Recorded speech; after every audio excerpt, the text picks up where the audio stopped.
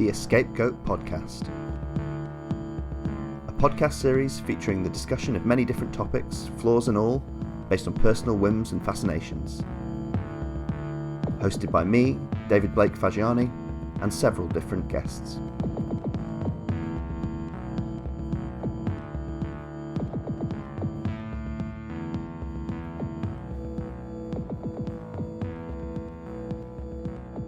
Hello and welcome to episode 4 of the EscapeGoat podcast. I'm David Blake Fagiani, the host, and I'm welcoming today my brother Matt Fagiani. Hello. Hello. And I'm also welcoming Olivia Broome. Hi. Thanks, guys. And what we're talking about today is a bit of a kind of general retrospective about South Park, and we're particularly going to be looking at South Park Series 5, which is the season that aired during 2001, so it's pretty old now. And the reason we're looking at that is it's generally well considered by South Park fans, but it's also been my personal favourite, so we're going to have a little look at how that holds up. But first we're just going to have a bit more of a general talk about South Park and what it's meant to us and the role it's played in our upbringings and sort of comedic tastes. So to that end, I just want to turn straight over to my guests and say, Matt first, when did you first watch South Park? Do you remember? I can remember the exact moment. I almost remember the date, actually, that it happened. It was had such a profound effect on me. It was summer 1998. It started to air on Channel 4 in England. It had been on Comedy Central in the USA already, and everyone had heard about it, but had never seen it before. And then I remember I was at my friend's house, my neighbour's, and he said that he had the greatest show ever recorded on a VHS tape, as it was back then. And it was the Christmas special Mr. Hankey episode of South Park from season 1, which I believe is the first episode. Oh no, it was Cartman Gets an Anal Probe, isn't it? It was the first episode, but it was part of the first season. And he just popped it in, and I remember just the shock of seeing a cartoon where people swore. You know, was just, I remember that being profound at the time. That was something I'd never ever seen before. But it was that kind of thing of like, you know, it wasn't immediately hilarious. It was just something absolutely brand new, and this world that you were kind of invited into that just felt so comfortable. Like you just felt like you should be a part of it, and it was just amazing. And I remember it. I remember being absolutely spellbound. I think we watched it twice.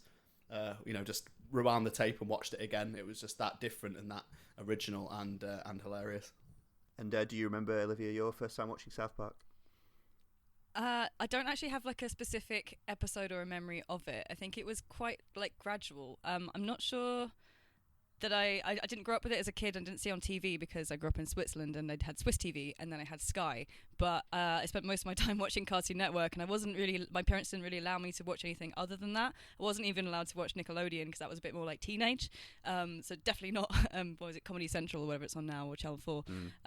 So that wasn't really on my radar until much later. I'm going to say around like 2009, when my friend group, which is mostly made up of kind of guys basically, and they all were just like watching it, and I used to come to London for visits and come visit them, and we just kind of put it on, and so I saw loads of episodes just kind of in random sequence because I watched it through All SP online, which is just like free streaming because Matt and Trey, I don't think they give a shit about streaming anything.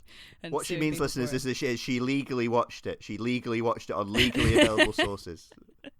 I'm still legally watching it now, and I'm very proud of it, so it's all fine. That's amazing that they let you do that. That's just so great. Yeah, it's great, and it's got all of the episodes on there, so we just put on a random episode and just kind of play it in any order, and I have been watching it ever since, and I've seen, I think, every episode, and I think it's maybe the only series I've seen all the way through. Did you have any, this is going to Matt first, do you have any early episodes from that sort of maybe first, second season that really made an early impact to you, or maybe if not specific episodes, characters? I remember being really slightly disturbed by the death episode from the first one, just because it was so bleak, but it was amazing because it was the kind of bleakness of like the granddad wanting to die, you know, just say like kill me constantly, and the whole death turning up and everything mixed with the first appearance of Terrence and Phillip, which to me is basically shaped my entire sense of humour. You know, in my life. So it was hilarious, and also there was just something a bit unsettling about the episode. The music was quite intense, and stuff. And I mean, I was 9 or 10 like when I saw this, maybe 9.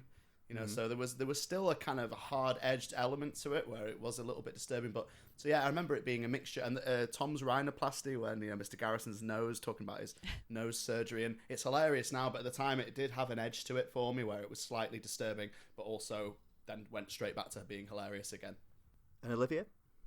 I just think you just can't really fault Cartman throughout that first season 1 till 5. He is the godfather of all of the inside jokes that I've had since then, with all of my friendship group, I guess, from the way he just exclaims "I" is like the Simpsons is "do," it's a really iconic phrase. I think he really sets the tone, especially just the first episode of the whole series is the anal probe one, and that's just mostly based around him and how ridiculous he is. And I think because of that earlier emphasis on really stupid kind of childish 8-year-old style jokes, farts are really funny, and everyone's just kind of swearing and they're just picking up on school ground humor. He just carries that so well, so I definitely think that he's the favorite of the earlier seasons. But thinking forward to recent seasons, Randy Marsh has definitely been an absolutely incredibly developed character, and he features maybe has 2 lines in season 5, so it's a very different slant. Yeah, I noticed that on our rewatch. It's Randy's. It's weird to remind yourself how small a side character Randy used to be, isn't it? Yeah, and then he goes on to become Lord and have his own farm, and yeah, it's all wild. Yeah, they've gone to a lot of places. I mean, because we all watched South Park at quite a formative age, in our sort of early adolescence. I was barely a teenager, I think, when I first saw South Park. It was that sort of timing for me. I might have been about 12. I think it's interesting how a show like that. And we'll talk about some of the stuff it's covered and some of its emphasis. So it's interesting the way it can shape you and not just shape your own kind of worldview and humour and politics, but also that of your friendship group. Matt, do you think South Park has influenced your worldview? Yeah, definitely. Because that's the thing about it. It's incredibly crude and it relies a lot on timing and things, especially in the early episodes. But there was always a political message in all of them. That's what I'm sure we'll go into this later on. But that's why I'm more of an early South Park purist, because I felt that they covered politics very, very well in the earlier episodes, because it wasn't ever really the main focus of the episode. It was kind of like something that kind of just happened, organically. So yeah, no, I think in terms of its politics, I think it always has something quite positive to say, and certainly they're incredibly even-minded about everything. They never really take sides. They kind of show the worst of both sides, that being that left or right, or just whatever kind of social political stance they're taking, and that's really clear from even from the earliest episodes. And one of my favorite jokes in South Park is just basically a joke in its construction, is that when the parents come in and catch the boys watching Terrence and Phillip, they say, "What is this horrible show?" And they just see 2 guys farting on each other. And that's kind of how parents saw South Park, but they didn't realize how much was going on in it. And I think that's a really good metaphor for the show.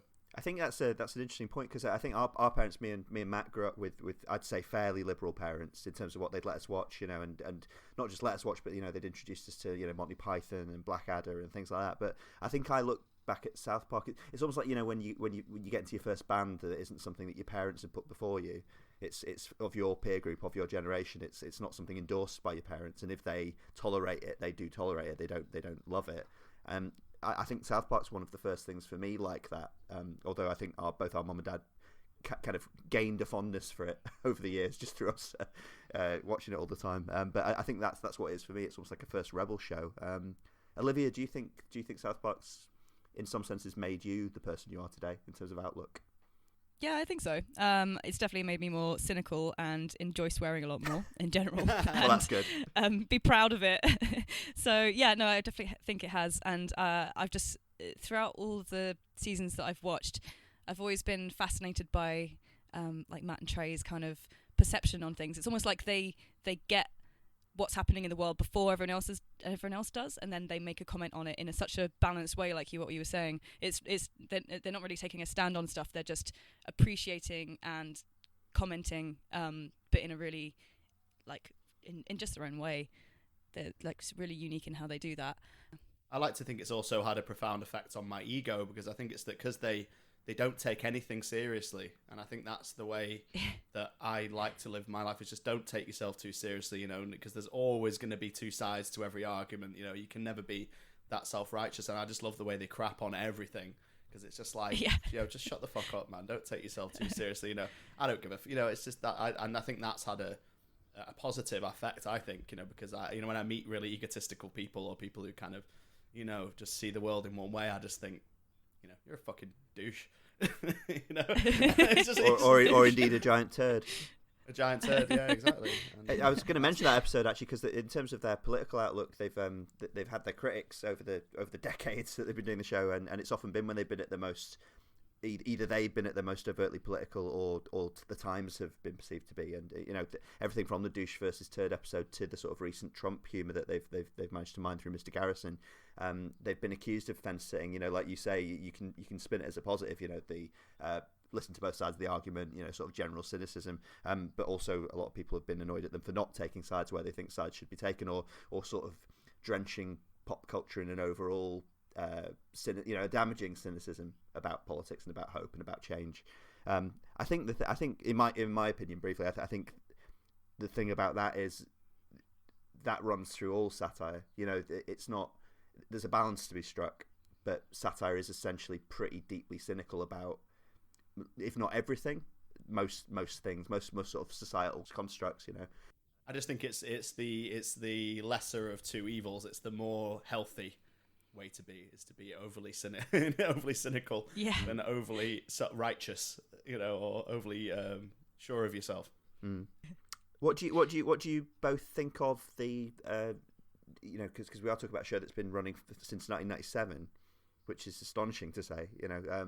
Wow, that's mad, isn't it? That's really kind of that's crazy. Like, you know, it's like, I think that this happens a lot as you get older, but when you realise just how old, you know, these things that, you know, and what a young age, like, you know, I watched it at, you know, I just think of like my son who's 2 now, you know, I was only 6 years older than him when I watched it, you know. Wow. 6 or 6.5 years older, you know, that's just insane. But didn't do me a lick of harm. It's mind-bending, isn't it? I mean, what do you two think? Because, you know, a lot of people our age have conversations about The Simpsons, and, you know, whether The Simpsons should have ended by now, and to which the answer is almost always yes, but exactly when, you know, because The Simpsons have been going for even longer than South Park. But what do you think? We'll be talking about the 5th season in detail, and I think some of those earlier seasons as well. But what do you think about the overall direction of the series in maybe say in the last decade? I mean, have you been keeping up with it? I think you have, Olivia, haven't you? Yeah, definitely. I've seen all of it, and I still have friends who want to watch it with me. So I won't watch any episodes until I have to meet up with them, and then watch the next episodes and catch up with it. So it's still a huge part of my friendship at the moment. And I mean, I love it. I don't really have, I just enjoy all of it, to be honest. I think all of it's great. It obviously has changed from all the kind of, you know, fart humor has gone away, and people randomly dying and vomiting and just, you know, that's moved on from that. It's still political, and I think because there are so many different characters, and even smaller characters that they've developed way back when, you can just pick up on anybody and then just make them a brand new, like, hero. So it's kind of timeless in that way.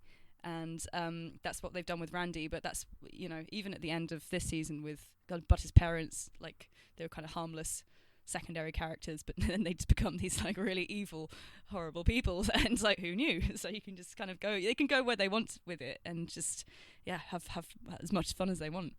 Yeah, that's true. I mean, but Butters, the way Butters comes into more gradual prominence in this 5th series that we're about to discuss more in depth, that's a good example of the show doing that and mutating in a sort of healthy way. You know, letting new ideas shine through and new characters come to prominence. I think their imagination doesn't really have any limits. So it's a kind of mixture of both of their imaginative ideas and also just kind of following the madness of the world, which continues to unfold in such crazy ways, and they're just really good at picking up on whatever's happening and just, you know, making some fucking jokes out of it. So that's what we need. And what do you think of the recent show, Matt? Have you been keeping up with it? So I'm very happy for Olivia that that's how she feels about the recent season, and she's not alone. I mean, like, there's you know, new fans of South Park, and there's people who still enjoy it as much as they ever did. for me, I don't know if it's because I was there right at the beginning of it. It could be partly that, but I think around season 7, 8, 9 at the most, when the kids lost their naivety, that's kind of that I've thought about this a lot, and I think that's one way of summing it up is when the kids become cleverer than the parents, or kind of they think they're cleverer than them. They lose their naivety. That's when I kind of lost interest, because for me the politics was always there, and people say, isn't it great the way they tackle like the weekly politics? And I'm like, well, that's clever, and it's very, very it's unique the way they create the show in 7 days. But for me, it doesn't necessarily lend itself to an entertaining show. And I think as I said before, I really preferred it when the kids were naive. They didn't know what a dildo was, for example. That's funny, to me. And they're sort of discovering and misinformation that they get, that, and sends them off. I just wanted to get an erection so I can give it to my mom. Like lines like that. That wouldn't fly now, because they didn't know what an erection was. They'd know what the sexual connotations of that line was. They've kind of grown. I guess they've grown up. But at the same time, yeah, for me, it was that naivety that made it funny. And also, as I said, the sort of subtle politics that would appear within the episodes almost as a secondary thing, rather it being the core focus. So I've not really been keeping up. I think I probably lost interest around season 10, 11 and sort of tailed off a bit. I've seen a few episodes of the seasons after that. I know there's been many, and there's been some gems in there. But it's lost it a bit for me. It's interesting what you say about the sort of characterization of children in South Park, because I think people often talk about the author Roald Dahl as being someone who, and Stephen King as well, about as being authors who really vividly remember what it's like to be a child, with all its sort of perversity and intensity, and they're able to communicate that as adults. And I think I'd probably add Matt Stone and Trey Parker to that list, because I think especially maybe particularly in that first sort of 5 to 10 year stretch of the show, they're very good at tapping into that. And you're right, that does involve a sort of quite a subtle balance between the kids looking at the adult world, the crazy adult world, and dismissing that out of hand, but also being sucked up in their own bullshit, in their own petty nonsense. Because it's not like that they dismiss the nonsense of the adult world, but they are themselves petty, cruel, mean-spirited, monsters in many cases, there's especially something Cartman. About the mean-spiritedness of was it the episode Damien from the first season, where they just all 4 of your main characters just turn around to a new kid and are just bully him, and they just say, who cut your hair, Stevie Wonder, and all this kind of thing, and I just find that really funny. And it's not because I like cruelty or bullying, like quite the opposite, but that's just how kids are. A lot of kids are, and so it's real. There's something kind of real about that, that they're kind of cruel, and it's like kids aren't these sweet angels that are like gonna, help little kids. Are like self-serving little bastards, That's, and you grow up. Hopefully, you grow up and you grow out of that. But that's how most kids are, and I think they captured that really well. They're clearly aware of that as well, aren't they? Like, we'll talk about the movie a little bit shortly, but they, on the end credits, they have that song "Through the Eyes of a Child," which just is sort of satirizing that kind of end credits Disney schmaltzy song, but is also just pointing out how that's not their rose-tinted vision of childhood at all. I should have worn my DVDA T-shirt, but I forgot about it for the. But it's a podcast, so I'll just pretend I'm wearing it anyway. I've got a quick question. I've definitely got an example of this, but I'd like to ask you guys. Do you remember a time that the show has ever shocked you? And the other way to put that would be, has the show ever disappointed you? Because obviously the show can shock you in a good way, and I think probably one of the episodes we'll be discussing in season 5 is one of those. Has it ever kind of let you down with something that you either consider subpar, lazy, or just against your own worldview? Can you think of an example? Olivia, do you want to go first? I don't know if it's really shocked me in terms of thinking it's really like, I don't know if I've ever been really like outraged by it or disturbed enough by the content, because it's just a cartoon at the end of the day. And I think having come to it a little bit later, maybe I didn't see it growing up and wasn't as affected by what was happening in the episodes. But I definitely think that for everybody involved, like Chef leaving was a big point, and that it almost kind of broke that fourth wall, because he had to actually leave, and it was just such a crazy reason why. This is for people who might not know South Park as well. This is when Isaac Hayes departed the show due to his clash with the creators over his Scientology membership, wasn't it? Yeah, exactly. Yeah, they really saw him off, didn't they? Bloody hell. Yeah. So that whole episode, and it was a really, it was really striking because it was such a bizarre end, and they had to kind of wrap it up somehow. And then he just disappeared, and it's almost for the boys, for Cartman and his friends, like they lost that guidance. He was like the person that they always went to for everything, and they said, "Chef, what do we do?" And he was like, "Oh, hey," and was kind of running around and just bumping into them and saying, "Are you okay? What are you doing?" And just checking in with them. So they kind of lost that, and that goes back to what you said about like losing that naivety and that innocence, Matt. I think that's one of the points where that maybe kind of ended. So that was a real shame because he was such an amazing character, and he was always there for them. So in terms of what I can think about in terms of shocking content, that's quite out there. I think in those early seasons, just going to say, in those early seasons, Chef is kind of, part of the joke about Chef is that he's vastly inappropriate, but but the sort of deeper level of the joke is he's actually their most appropriate source of adult wisdom when you cut through the kind of sexualized singing and kind of occasionally eccentric advice. He's actually kind of gives it to them straight. He's not caught up enough in his own adult bullshit to not help them. Yeah, no, he almost kind of parents them more than their own parents do. he always answers all their questions quite soundly and with good reasoning, and he's never wrong, and he's never misleading, and he's always quite wise. And the parents are just like, "You're just fucking grounded and just go away." I think Matt for what was basically a piece of stunt casting, I think Matt Stone and Trey Parker really loved Isaac Hayes, and that's partly what makes his departure so tragic. And I think he was almost like their sort of fantasy uncle, or grew into that role. Pretty much, yeah. Well, how about you, Matt? I think it never shocks me in terms of its content, its offensive content, because after all, there's some people one would wish to offend. But so that pretty much leaves it open. But I think some of its laziness that in the later seasons, that when I started watching season 12, 13. There'd just be kind of is crudity in the animation. There was some laziness in terms of do you know one thing I don't like actually that I can say? It's very difficult to think of specific things, but I can think of I don't like the music, the drama music they started using, the orchestral kind of and every episode would start, here's the plot, and then a serious music would come on, and that was just done to death for me. Every episode had the same music cues in it where it was like, this is serious, you've got to take this seriously, and I was just like, oh, stop it. It was just it was things like that kind of, again, I think it's what I liked about it, or what when it's at its best for me, it's flippant, and I don't like it when they hammer something home. They say this is political, this is bad, even if it's making fun of it. I just like it when it's more flippant about its political themes, and I think when it starts telling you how to think on the soundtrack and stuff, that just kind of got a bit annoying for me, So yeah. Except as we'll look at in season 5, except when the joke is that it's telling you how to think on the soundtrack. Because then they addressed it. So I think that felt lazy to me, because it's like you do that one episode, maybe you don't do it every episode. So that kind of started to just grate me and get on my nerves a little bit. My example that I think I've talked to you both about off mic is there's an episode, I think it's in season 9ish, and it's to do with Mr. Garrison. It's in the period where he's getting into being Mrs. Garrison. He's exploring the sort of sex change options. I remember you telling me about this at the time, saying that it kind of didn't sit right with you.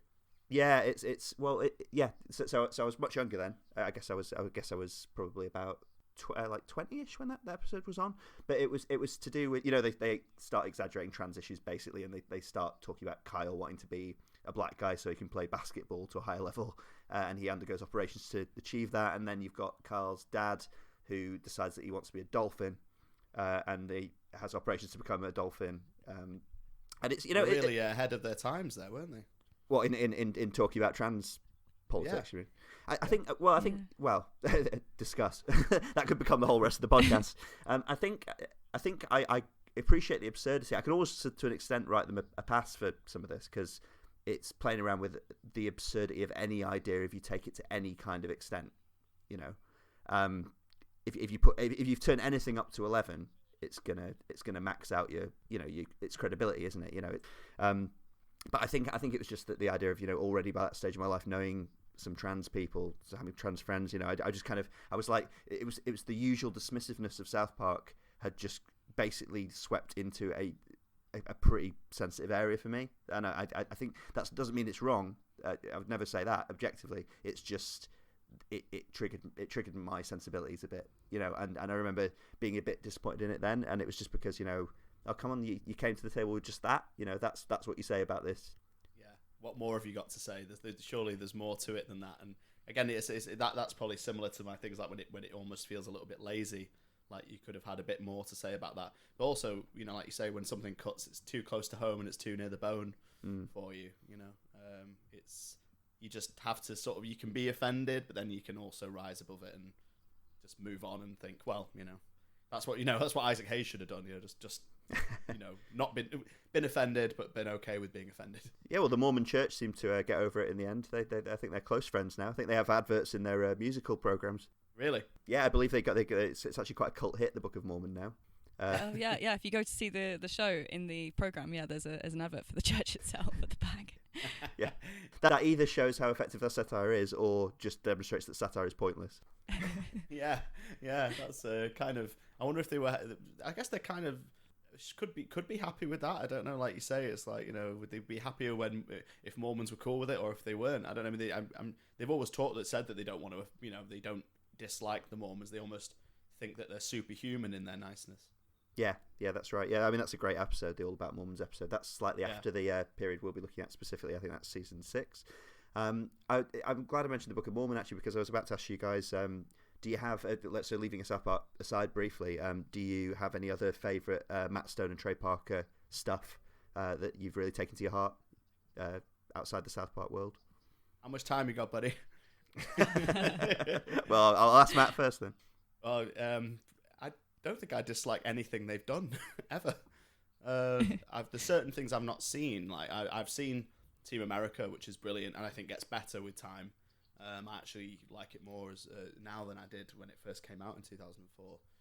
I think what else is the Cannibal the Musical? For anyone who's not seen that, that's just hilarious. That's like a low budget student film essentially that they made for Trauma, and it's a musical about Alfred Packer, the famous in America Colorado cannibal, and it's just it's amazing, and some of the songs are just fantastic and massive prelude to South Park the movie.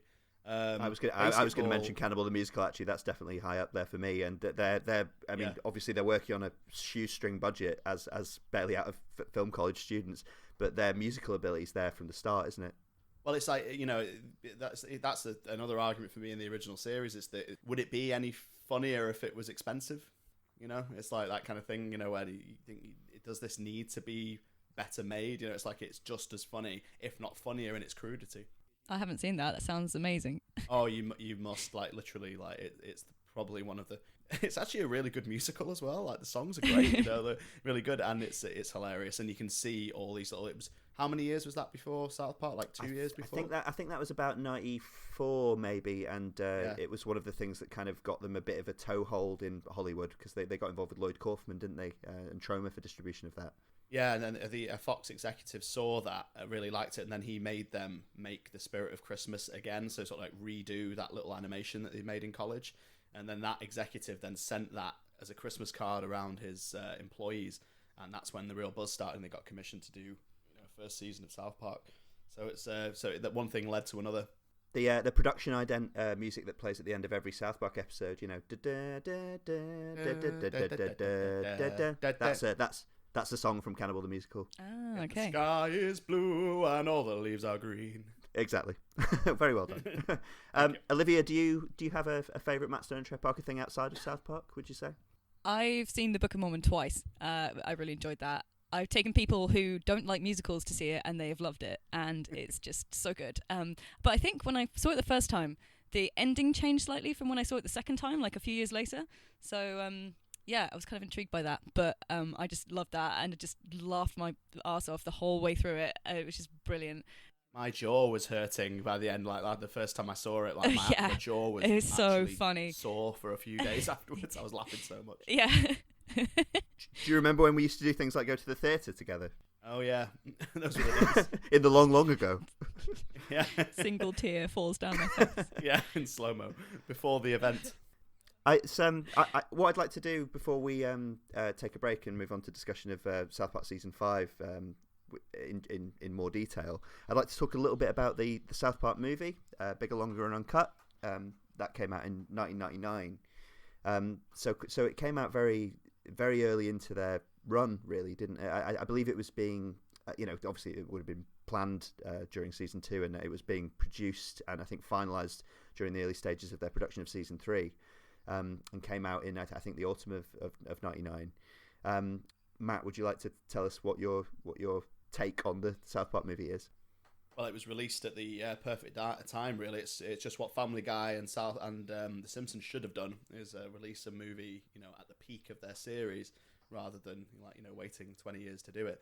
But it was there was such hype about it because you knew from the title that that it was going to be uncensored, because all the versions we'd seen on TV had been censored, which didn't necessarily take away from it, but it was something you knew you were going to see something that was completely them let off the leash. So that was always very exciting, and I remember, and also it was incredibly forbidden as well. Like parents were really reluctant to let their children watch it, which gave it another layer of intrigue. And I remember again exactly where we were. I remember you got mum and dad to get it from Blockbuster somehow. Blockbuster Video, for people who don't know, it was a place where you could rent video cassettes and DVDs. I'm not even being ironic. I think a lot of people might actually not know. But anyway, well, some of our listeners might know it from the episode where Randy buys a Blockbuster Video. Yes, yeah, that's true. Yeah, and you said come into my room, and you were doing maths homework. I remember you had a tiny little TV, and we watched it on there while you were doing your homework, quote unquote. And it was just, it was amazing, and we just laughed all the way through. And then we watched it then for about 2 years straight, at least once a day. Yeah, it's still one of the big movies that I really, really wish I had gone to the cinema to see, and it would have been. I don't know how feasible that would have been, because I think it was at least a 15, and I would have been, I don't know, 13 maybe. But I could definitely have given it a go, and I just think that being in that cinema would have been an incredible experience.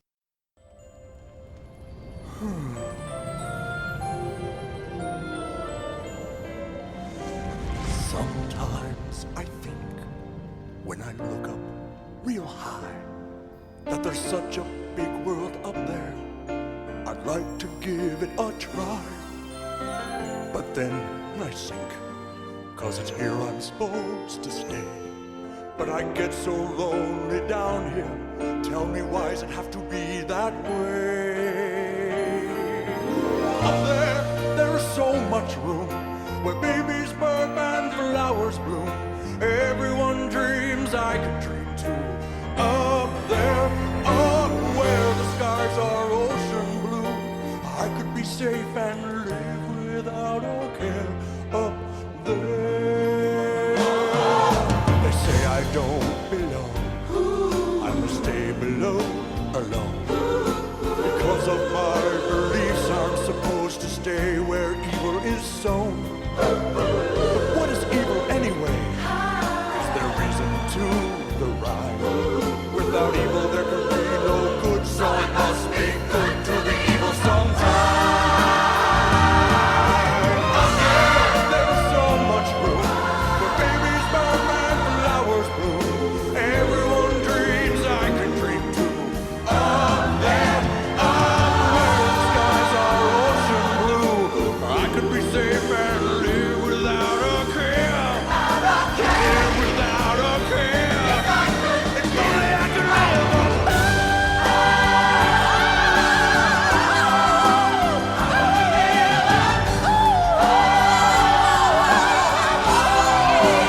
I want to live up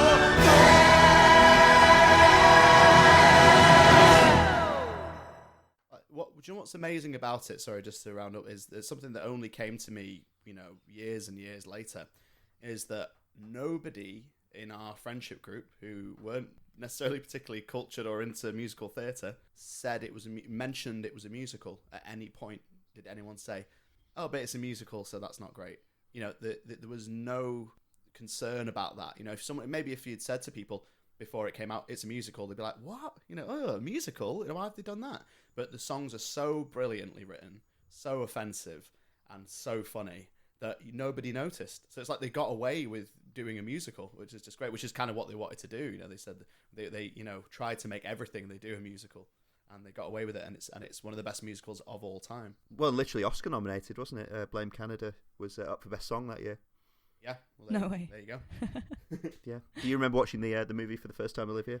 I didn't watch it till much later. I was about 7 when it came out, and again, with my parents being not super keen on South Park, I think, in general. I didn't watch it until kind of late 2000s, I think. I kind of knew, everyone knows the iconic songs from it, but I couldn't figure out whether I was just missing, because you see them as like YouTube clips, and I was like, wait, have I just not seen this episode? Is this not just in the series somewhere? So I never really knew where bits and pieces came from, and then I watched it all the way through, and I was like, oh, okay, this is where like loads of stuff that I'm talking about, like in my friends, comes from.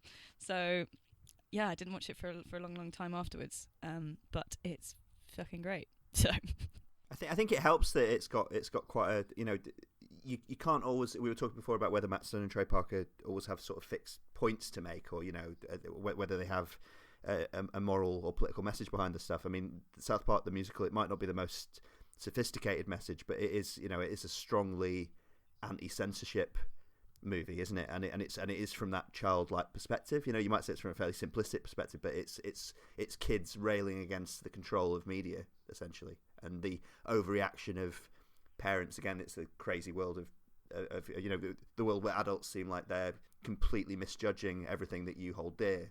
So it's sort of, and to that extent, the fact that the movie features them going to see the Terrence Phillip movie and hyping that up, and the whole plot's about an overreaction to that. It's one of, we'll get into this when we talk about season 5, because one of my favourite sorts of South Park, and I think one of the things it does best, is kind of South Park about South Park. South Park where they've got one eye reflecting back on them, in a sense, where they're aware that one of the most interesting topics is what a strange thing South Park is, and people's reactions to it. And I think the movie is directly that, isn't it, really? Because it's actually about a new Terrence Phillip movie coming out at the cinema, which is going to be more offensive than the show that's been on TV. And I know it sounds daft, but I'd never really thought about that until now. Yeah, and it almost seems like it could have come out of a sort of conversation about, well, if we do this plotline or we do this joke, this offensive joke or whatever, what's the worst that can happen? Well, war with Canada and the devil rising. World War III. And Saddam Hussein, of course. Of course, Saddam Hussein. Yeah, that's a thing that's strangely dated, isn't it? It's you could say the same about the appearance of Kim Jong-il in Team America. Yeah, that makes it a very specifically kind of noughties cultural artifact now, doesn't it? I think one reason I really wanted to talk about the movie briefly with you guys, as I say, it comes before season 5, about a year and a half, 2 years before season 5 starts. So, but I think I'd argue up until season 5, it's kind of the pinnacle of their ambition. And I as we look through it, I'm going to say that season 5, in many ways equals it, on a television scale. We've talked many times before, Matt, haven't we, about how South Park in those sort of first 4 seasons, it takes some pretty sizable steps forward, doesn't it? Obviously it becomes, particularly after season 2, it becomes more technically animated, more of a sort of reliable machine in that sense. I was reading recently that Matt Stone and Trey Parker, had complete control over season 1, or not complete control, but they wrote all the episodes, and then they ceded some of that to a sort of more traditional writers' room in season 2, and then they decided that was a bad idea. They don't think very highly of season 2, and then they took that control back for season 3 and haven't really ceded it since. And I think they used that sustained control and that ambition to build up the characters and kind of the scope of some of their surrealism and plots in those seasons 3 and 2. I know you think very highly of the early seasons, don't you, Matt? Yeah, it's, 1, 2, and 3 are my desert island. I could watch them, especially season 3, and that was the one they were making in tandem with the movie. So they were at Paramount Pictures, like editing and or doing the dubbing and everything, and then going back to Comedy Central to do that. And they said it was a hellish experience working 24 hours a day on a series and a feature length movie. And they don't like season 3, or so they say. They say it's dumb, it's stupid because they just threw ideas together. If that's the case, then give me more of that, because you get Jackophosors, you get Jubilee, you get Chin Pokemon, which is one of the funniest things I've ever seen. There's many more. Just stupid things that are just so funny and but also are satirical and political and have things to say. The Jack Offisaurs being about the Phantom Menace and Jar Jar Binks and stuff. That was a current thing. So yeah, I just love that. So yeah, for me, Golden Age is 1, 2, and 3. Olivia, would you agree that does the early series have a particularly fond place in your heart? Do you think, or would you say you had a sort of a Golden Age stage of South Park? Not specifically. Obviously, having rewatched a whole season and concentrating on it really hard, I see the difference between what's come out recently in early 90s and stuff. So I think for me, just because of the nature of how I've watched South Park, I've just dipped in and out of loads of different seasons in a random order, which means that I just have gems here and there, and like you were saying, Matt, dips in the season where it won't be as good. So I'll just take the kind of hits as they come, but there's loads of gems just scattered around the whole thing. And I think even though some of the latest seasons might not be as great as a whole as in terms of if it was an album, the whole album wouldn't be a whole amazing experience. It's just a couple of hits in the middle. But yeah, I think it's always got gems in it, so I think it's still worth watching in that sense. So that's why. Carry on. The reason we're going to be looking at season 5 today is that it's been quite long established in my mind as what I think is the peak of televised South Park, and I remember that opinion being formed at least as far back as 2010 because I got my friend Rich a DVD box set, and I gave him the season 5 box set and said, you've not seen as much South Park as me. Watch this. This is it. This is the best it got. So I can't quite remember how that all came together. I mean, we'll talk more about season 5, and I'll spoilers. My favourite episode ever of South Park is in season 5. So I'll have a lot of good things to say about that. But what we'll do first is we'll play an audio clip, take a brief break, and we'll be back to talk about season 5 in depth in a few minutes. Kick ass. Who's the boy that can laugh at a storm cloud, turn a frown into a smile for free? Who's the kid with a heart full of magic? Everyone knows it's Butters. That's me. Who's the boy with eyes full of wonder, who thinks being yourself is the best thing to be? Who's that rascal with the tweezers in his pocket? Everyone knows it's Butters. That's me. Jumping in puddles, skipping down the hallway, and goes to the petting zoo. He loves John Alway. Who's No way. that tyke with the cutest little dimples, batting his eyes at every puppy he sees? If you look inside yourself, you might be surprised when you find a little boy named Butters. Well, that's me. Yeah.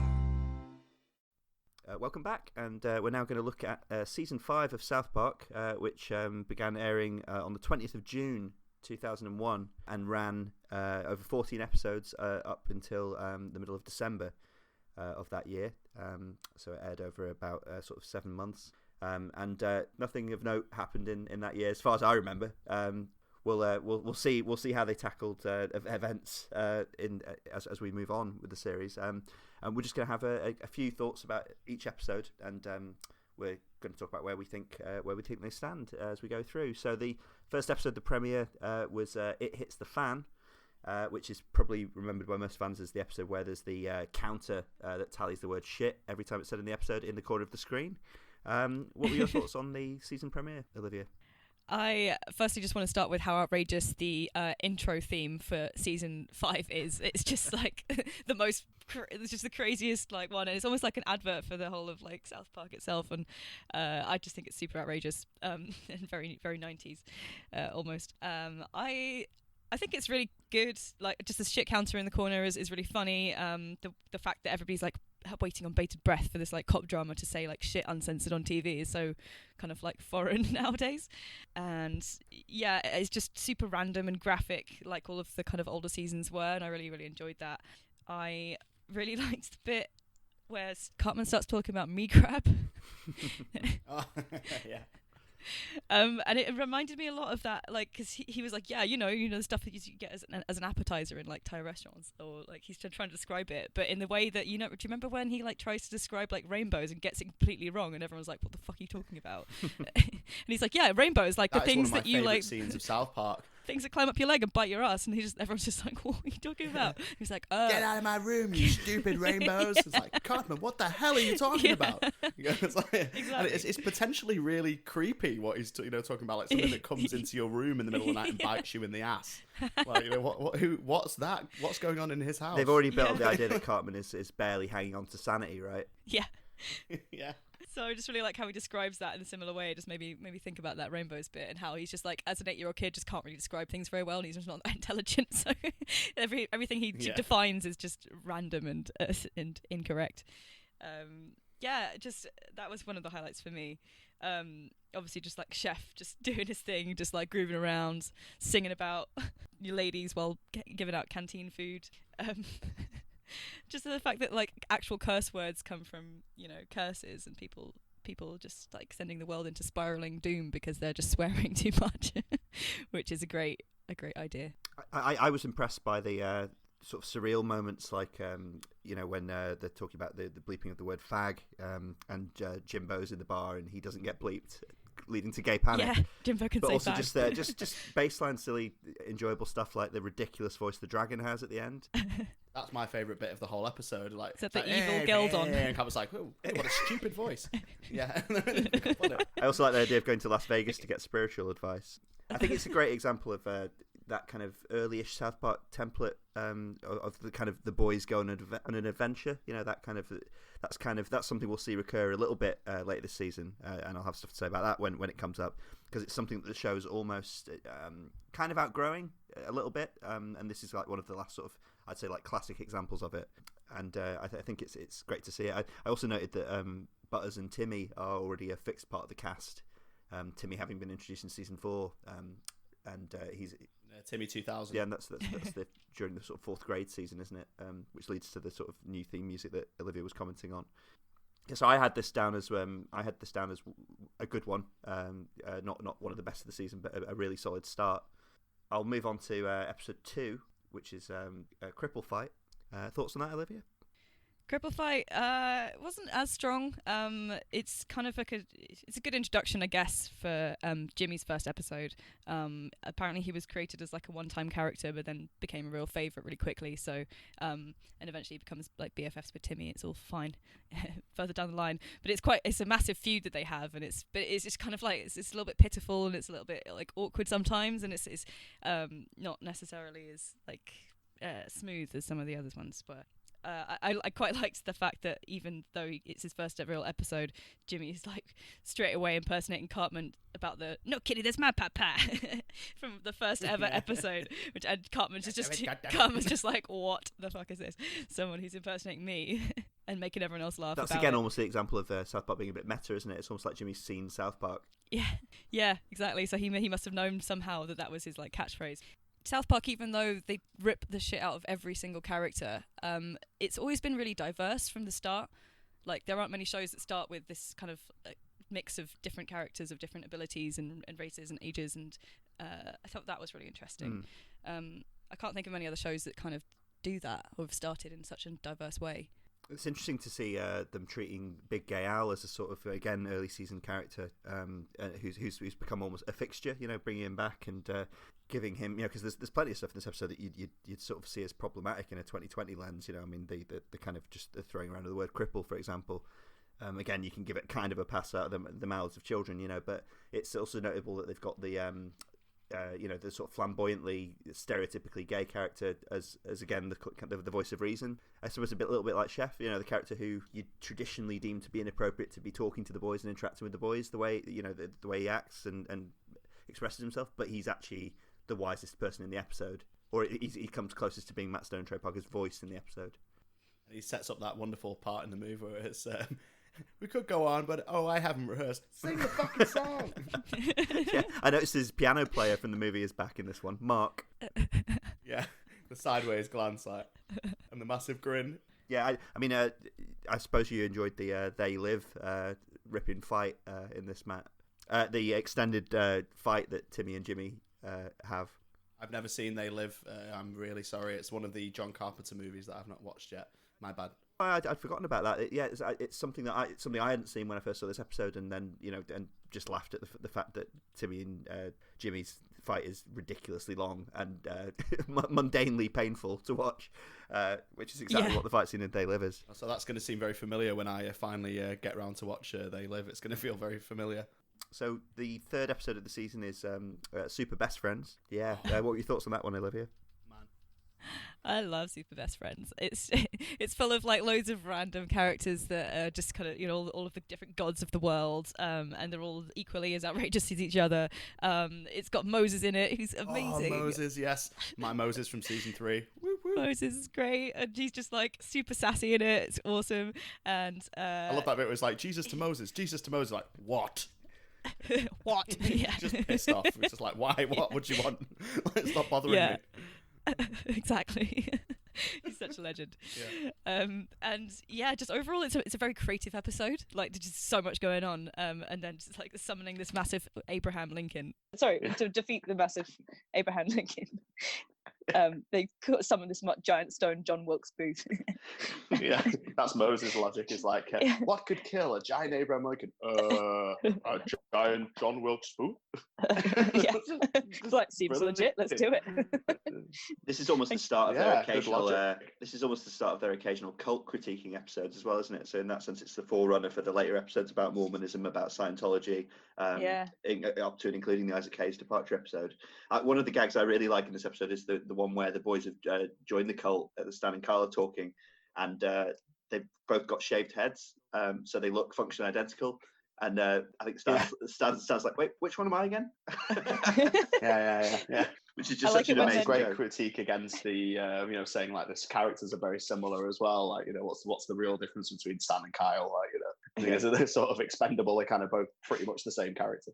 Yeah, I like the bit where they're trying to find each other. So Stan's trying to find Kyle, and he can't find him because everybody looks identical, and they're just all lying dead in the water after committing mass suicide.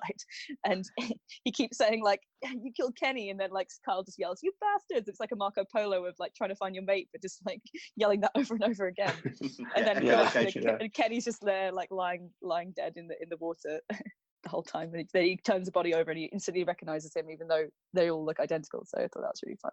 It was funny to see some of the people who cropped up in this episode. It made me very nostalgic in a way for the early noughties, seeing both David Blaine and George Bush and Karl Rove crop up briefly in the Washington scene. It's also notable that this episode features Muhammad, of course, as one of the super best friends, completely uncensored, and he gets slapped out of the sky by Abraham Lincoln. Completely uncensored and slaps a boom. Have they ended up censoring this episode currently? I mean, is this one of the ones that's now very hard to get for that reason, or has it been cut to shreds? I'm not sure. I don't know if they did anything with that. Like, I'll have to check. I've not watched it on any official. I've got the DVDs. Like, and it certainly wasn't censored when they came out. But that's what their argument was, and the whole Muhammad thing was down. It's like Comedy Central, like, we cannot show Muhammad on this network, and they said, well, you did. It's like, oh, did we? It's like, yeah, like 5 seasons ago. Yeah, like, we had an episode with him in it, and they're like, oh yeah, it's like, and those episodes were running. It's just, stupid. It's probably an example of like, because we're talking about pre 9/11 episodes here, obviously, just pre 9/11 episodes, and it's probably an example of just, if you asked the average American or British viewer for any information about Islam at all in mid 2001, they probably couldn't have told you much. It was just the level of sensitivity and political valency was so much lower, but just the level of general ignorance about Islam on any level, on a hyped up cartoonish hyperbolic threat level or on a human level, for a lot of non-Islamic Western citizens was just so low. It's really hard to think back to that point. It's really, I think we'll see that more as the season goes on. I'm going to move on to a big one now, because this is episode number 4, Scott Tenorman Must Die, which is a big one. I mean, it's kind of one of the more famous South Park episodes to this day, and is often makes people's top 3, top episode of all time lists. It aired on the 11th of July, 2001, and I think, well, certainly speaking for me and Matt, I think when we watched this one at the time, we knew we were watching something special, didn't we?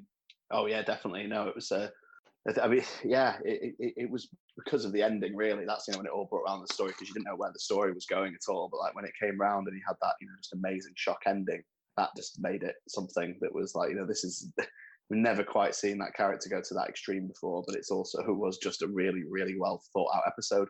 It's a really well made plot structure, got some really funny moments in it, and I think that's rightly, a lot of people consider that the best episode of South Park, and I can't really argue with that. It's not my favourite, but I can't argue with people who think it is. What did you think of this one, Olivia? Yeah, this one's, as Matt said, really well kind of constructed as an episode.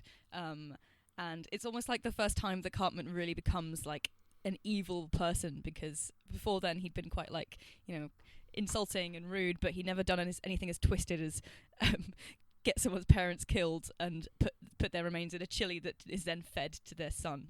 So I think I also really liked that Radiohead thought that this was just like making parents into chili was also really funny. So they really got behind that apparently, and enjoyed it a lot. Because obviously they feature heavily in that.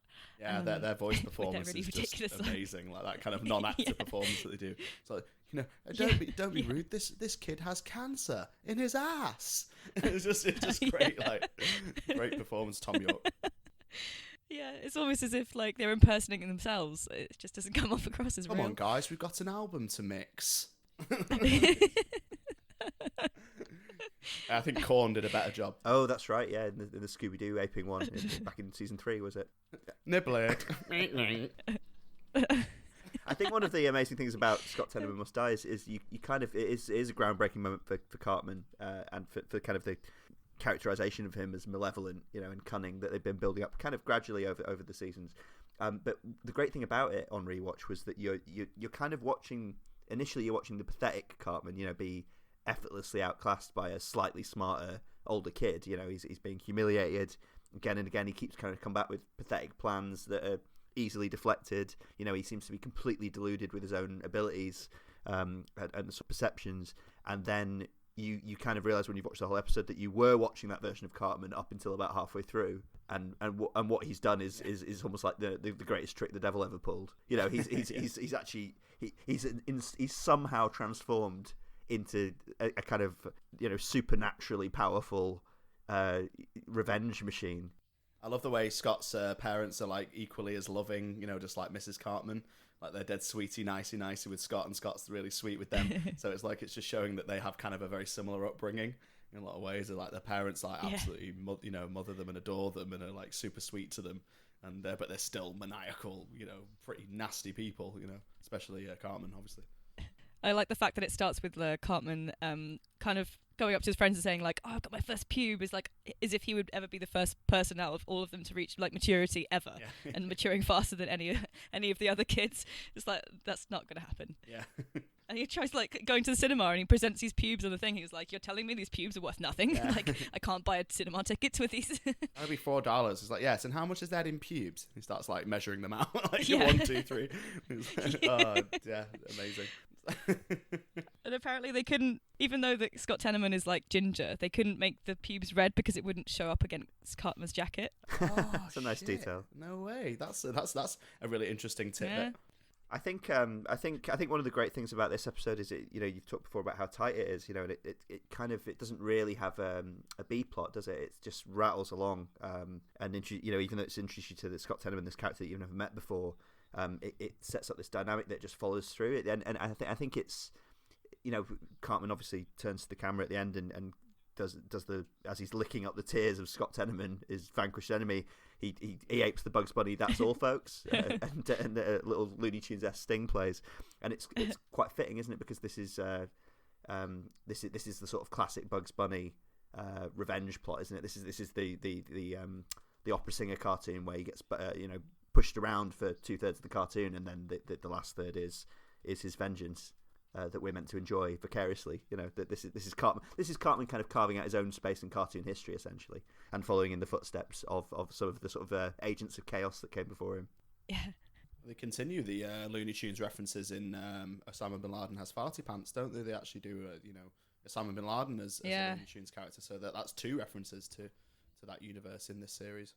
It's almost like it's the first few times that he tries to get back at Scott, he completely fails to win against him, and it's only until like the third try that he actually does something so outrageous and just kind of takes it from there. Because in future episodes I can't think of a time where he doesn't succeed in some way in everything that he tries to do that's evil and convoluted and super malevolent like that. So it was almost like took him 3 tries, but now he's just like unstoppable, so much that his friends were like, okay, let's never piss Cartman off again because we've seen what he can do and it's not nice. And you've got that suspense then, haven't you, for the rest of the series? You know, like you just got this thing that Cartman is capable of anything. Yeah. And it's Jimbo that kind of helps him realise that he needs to develop this incredible plot and find his weakness and like really rub it in his face and humiliate him for every weakness that he's got, which is kind of funny. Because Jimbo's a nice guy. It's a fantastic episode. It's one of the I as I went through this season to rewatch it, I was giving each episode a out of 5 mark, and this is one of the 2 episodes of this season that I rated a 5 out of 5. Like I couldn't not really. I tried it. It's difficult because like it's like if you listen to a classic album or something, you try and come at it fresh and not with too much clouded hero worship. But I came at this one and I was almost trying to pick it apart and find flaws in it. The nearest I could come was the kind of spying on Scott Tenorman's mum with Jimbo and Ned is a bit superfluous, but it's quick. It doesn't drag the plot down. It's mildly amusing, With that punchline where it's like, hey, I see you, and then like 10 guys get up and run away. That felt very Python-esque to me, actually, the scatter, the sort of... Yeah, people behind bushes is like very Python-esque, but yeah, that was funny. It's like, I love the...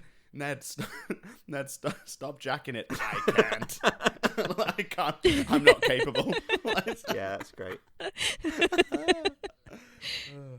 Yeah, I was going to say as well, like Kenny dies in that episode laughing at Cartman doing the piggy dance. I'm a little pig. He's mashing out. And it's like, he just can't. In the same way that later on, like Cartman just bursts like a funny fuse. It's almost like Kenny bursts his funny fuse in that episode so much that he just like dies from it. Yeah. It's also a little bit like later when Cartman's humiliated when they find his video. Is it Butters gets hold of his video and gets the revenge on him in the Awesome-O episode where he's been dancing with his toys and performing. And he's Britney Spears and he's cut out of Justin Timberlake. Yes, that's right. That's the one. You want my body and my hot body. Yeah. Oh, dude. Yeah, it's a great image of that to come. All right, I guess we should taste each other's chili, huh? Yeah, this chili looks pretty good. Here's mine. I don't know. Your chili is good, Cartman, but I think mine is better. Try it. All right.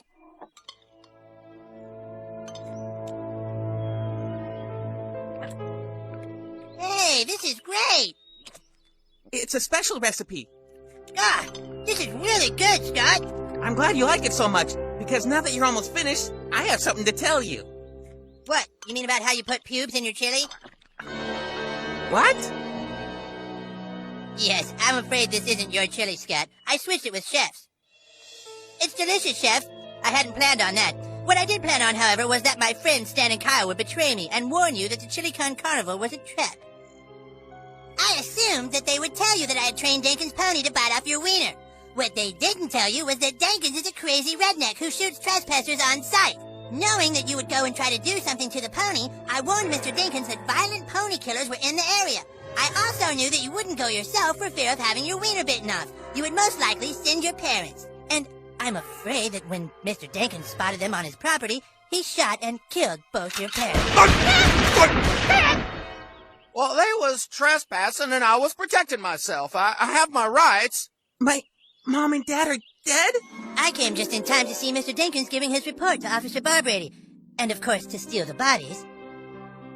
After a night with the hacksaw, I was all ready to put on my Chili Con Carnival so that I could tell you personally about your parents' demise. And of course, feed you your chili. Do you like it? Do you like it, Scott? I call it Mr. and Mrs. Tenorman chili. Oh my God!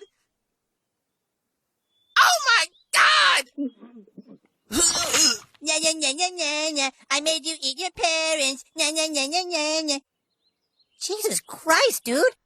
So yeah, I think that is an all-time classic and deserves its place. And it's one of, you know what, that episode alone, I think, would be a reason why season 5 was fondly remembered. And remembered to at least contain greats. I think it's, as we'll go on, I think the quality consistency over the season is quite remarkable. but that's definitely one of the highlights for me. Episode 5, Terrence and Philip behind the blow. Yes. Olivia, any thoughts on that one initially? This to me is like a classic, dual plot split, which is what they do so well. They have on one hand all the kids going crazy to get tickets to see Terrence and Philip live, and then like Earth Day brainwashing festival of loads of people, trying to get that set up. So there's two very different things going on. It's really good to kind of deep dive into those characters a bit more and see, like the fall of stardom and like how the kids kind of come to see them and try and get them to play at some festival.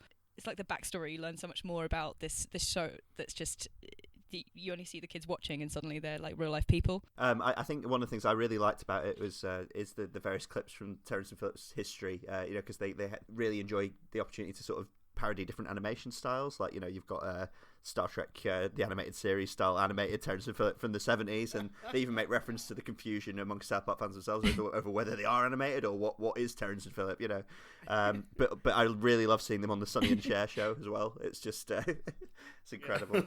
Also, I don't think we've all short people are stupid as you. It's not the first time they've enjoyed mocking Cher, is it? No. Them on the planet of the goat people is still one of the funniest things I've ever seen. Oh yeah. As leader of the goat people, you are killing us with your noxious gas. Oh, gee, that sucks. Just that disregarded, like, and then that original lame Star Trek animated series animation. They were like, Terrence, what should we do about this stupid planet we crashed on? Oh, I love Terrence and Philip too much. You might be able to tell. I just love their rendition of Hamlet. Or just like thrown in some buddies and some guys, Canadian and then Shakespeare. Canadian Shakespeare is amazing, and they just die, and they just go bleh. And that's it. And it just cracked me up so much. They do so much of it as well. I mean, I believe they were going to do the whole scene originally. It was going to take up about a third of the episode. But that would have been Family Guy style. Yeah, it would have been, sort of Conway Twitty before its time. Yeah. But I think I'd watched the entire play of Hamlet done as a 3.5 hour play done as Canadian Shakespeare. Good night, sweet prince, and let the phantom angel sing thee to thy rest, buddy.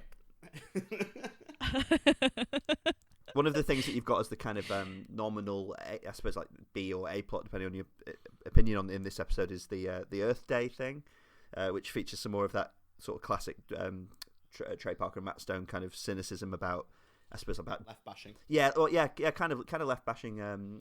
I suppose sort of suspicion and boredom with do-gooders, essentially, isn't it? And sort of moral lecturers, like activists in general. I was thinking. I was wondering if you guys thought that had aged badly, given the kind of increased urgency of global warming and climate change in recent years. I think it's aged well. I think, if anything, I mean, it's not that I disagree with what they're saying, but it just shows that the left and the right can go too far sometimes. I sound like Donald Trump now. There's blame on both sides. I'm not saying that.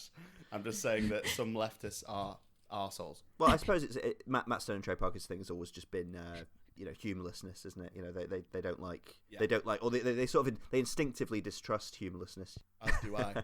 Yeah, no, I thought that was a pretty solid one, and obviously great for any Terrence and Philip fans. Again, you're seeing stuff that they take up during the movie being developed further here, and actually they make reference to the movie, don't they? They casually refer to the sort of, was it like 4 million dead during the US-Canadian War? It's just like a footnote in Terrence and Philip's career. And even though the movie caused the death of 4 million Americans, the movie was considered a great success. Yeah. So good. Let's move on to episode 6. That's Cartman Land. Olivia, thoughts on that one? Yeah, so that's when Cartman gets $1 million in cash from his recently deceased grandma, and thinks he's totally earned it because of all the wet spit-filled kisses and all the aspirin and pee that he's had to deal with. The money wouldn't be left to any other family members because they would only spend it on crack. What? That can't be. Exactly. And Cartman's family, just seeing them all in one room is just outrageous in the first place because they're all just factors of him. But what I thought was funny is that Kyle has a hemorrhoid and is essentially dying, but it's kind of a throwback to Scott Tenorman because he actually has cancer in his ass. Yeah, shit. You've cracked some sort of code there, Olivia. And the thanks. And at the end of the episode, like when Kyle kind of comes back to life because Cartman loses everything that he's got, that he's been given, that he hasn't really earned at all. The hemorrhoid like disappears up into his ass, and but Kyle simultaneously regains his faith in God, and he's like, "You are up there." One of my favorite things about this episode, and it's one of two great moments of kind of religious examination in this season, is Kyle being told the story of Job by his parents. Oh yeah, it's awful. I remember I didn't have much of a Christian upbringing, but I did learn Bible stories. I went to church for a year when I was about 7, and I think a lot of kids who either reject their Christian or Judaic upbringing later in life, or who never takes it much in the first place, the story of Job tends to be a bit of a sort of a sticking point for them. And because I remember hearing that story probably when I was about 6, 7, and kind of having Kyle's exact reaction to it, going like, that doesn't prove that God is good. That also doesn't prove anything. And why is he wagering with the devil? And just every single moral and practical level of that story just seems to prove the reverse of what everyone asserts it does. And I love that they feature that. I don't think it was quite as assertive to kind of question it, but I think subconsciously, most Bible stories, I was always like, hang on. For a minute, it's that thing of like you get told these things by adults, so you just assume they must be righteous and true. But then, I don't think I quite had the kind of correct cynicism to see it then. But just only years later, I was like, yeah, that's all fucking bullshit. I'll move on to episode 7. That's proper condom use, Olivia. I love this episode. It's just really funny, and again, really kind of innocent. Apart, they're learning a lot about sexual education, but it all kind of starts from just jacking off a dog, and it ends with them jacking off a dog as well. So they haven't really learned anything in the whole of that. But I just think it's just, sex education. All of us have done that, right? And it's still maybe not with Mr. Mackey as your teacher, but it's the star of that one for me is just Mr. Garrison, just teaching these primary school kids all the different sexual positions, and just he just starts listing them out. So he's like, okay kids, so can you name me a few of these positions? It's missionary grey, the hot Carl, the filthy Sanchez, and then it's and then even at the end of the episode, it's just throughout the credits, the kids are still listing them. So it's reverse cowgirl, good Jimmy, okay, all right, the wraparound butt grab, donkey punch, the glass bottom boat. I'm like, what the hell are these things? It's the way that Mackey has this complete understanding of these things, and so he's got a hidden side that you don't really know about. It's just great.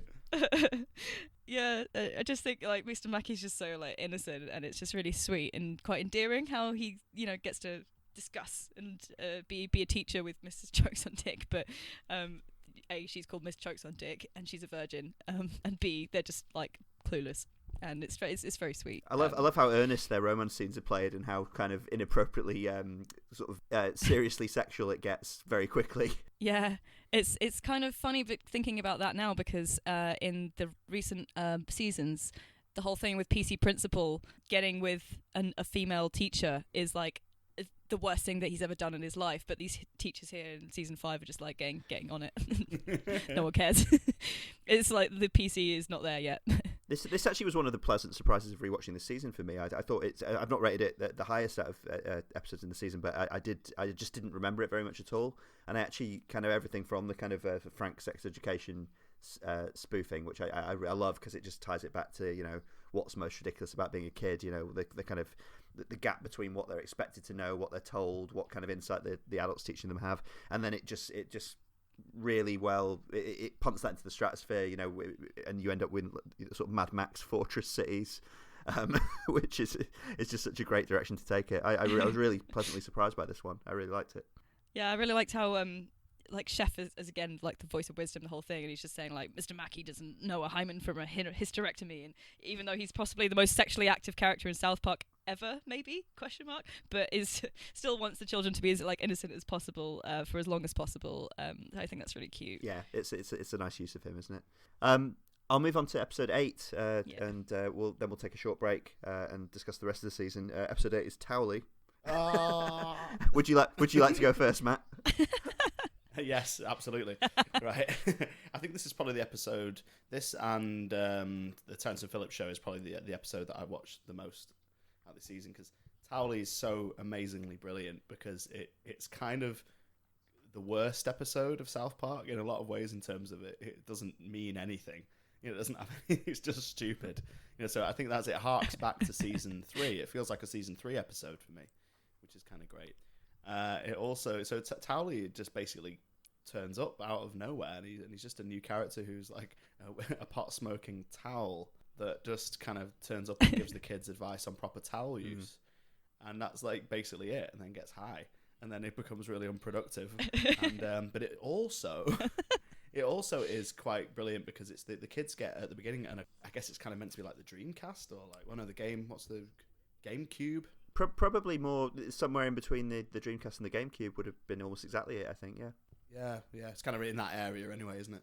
And so it's all the kids want to do is play this new console like all the time. That's all they want to do. And Towley and the plot of the episode about the army trying to produce these genetically superior towels, it just gets in the way of like them playing the game. And when all the plot's going on, the sort of the A story, the kids are just like, don't care, don't want to know, just want to get home and play the game sphere, And I think I say to myself every day I go into work, I always just say in my head, this is gonna be a long ass day. And that's what Cartman says at the beginning of the episode, like when they have to go to school instead of play the game sphere.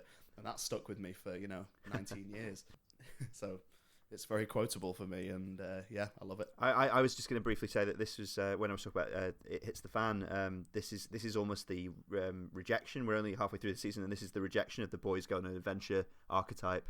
As you mentioned before, Matt, the adult world is presenting them with this what they can see is a stupid, hackneyed, action movie, bottom of the barrel type generic plot, and they just don't want anything to do with it. And I really love that. It makes me laugh a lot. And also just as you were saying before, like the Matt Stone and Trey Parker's awareness, as in the punchline of the episode, that Towley is the worst character ever, and clearly just something put in to make them laugh. I think it's kind of ultimately a minor episode, but it's a good example of them being at the top of the game when it comes to mocking the sort of limits and structures of South Park. Yeah, no, totally. It's it's great for that, and they literally say at the end, like, "You're the worst character ever." Towley goes, "I know." Yeah. I know. It's brilliant, and it's really, really funny when he's playing the melody to Funky Town on the keypad lock. Oh yeah. I love he's that. Like, no, that's not it. Beep, beep, boop, boop. And they're like, "What are you doing, Towley?" Is like, "That's the melody to Funky Town." It's hilarious. Did you like this one, Olivia? I just find Towley is just so annoying, in the same level of annoying as Mr. Hanky is, and then neither of them ever really go away. Like, you just want them to go away, and they just don't. So you're kind of like just stuck with them forever, and they even they bring them back throughout different seasons, and you're just like, you're still here, and you add nothing. But they're just kind of like just endearingly nothing characters, and it's just kind of great. Who would have thought that Towley would still be on the show? I know, and now he's like a major character, and he's like works on the weed farm with Randy Marsh, and they're just like making loads of money, and he's like he still does nothing, but he's still a major character. Well, we're going to take a break now, and part of the reason we're going to take a break is that episode Towley aired on August the 8th, 2001, and after that Matt Stone and Trey Parker took a break. They were pretty overworked, pretty fatigued, and they came back in the autumn to a much changed world, and we'll talk about the back half of the season after this clip. Dun, dun, dun, dun, dun, dun.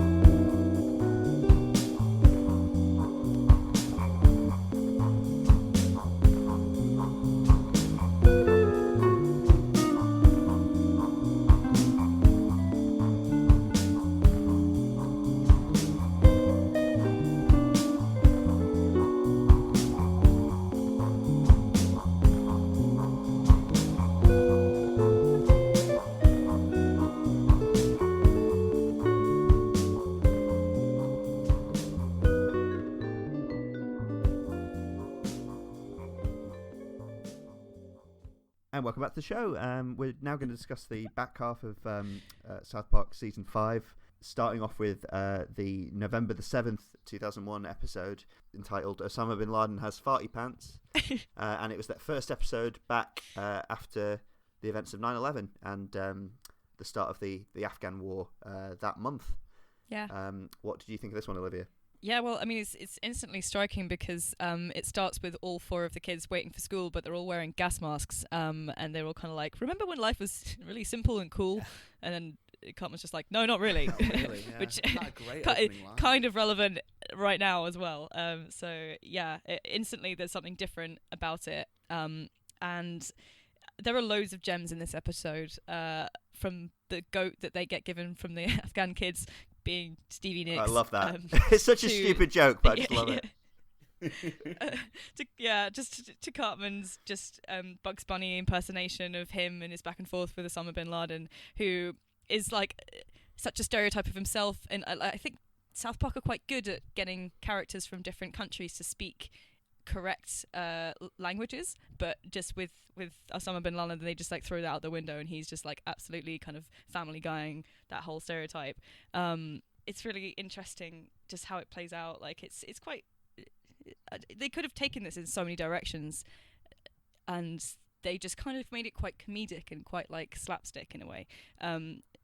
One of the things that struck me as well was at the end of the episode, it's quite moving, and all the kids are there, and they put a little American flag in the ground, and there's no outro for that. There's no credits. That kind of there's blackout credits. It's just like the flag and some music, and there's that's it. So it says a lot with very little in 20 minutes. I like the way, though, their patriotism, the closest they can come, or at least the closest the boys can come to voicing it, is that it's a bit like supporting the Denver Broncos. Yeah, they're like, go America, go Broncos. Yeah, it's the equivalent. I think one of the great things about this episode is that they, it had to be a sort of knee-jerk episode, and it was going to be a quick reaction, whatever the direction they went.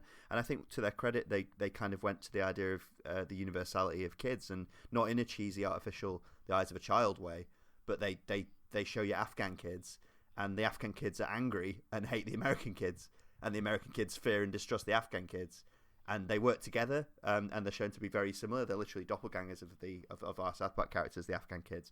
The Afghan Cartman is amazing.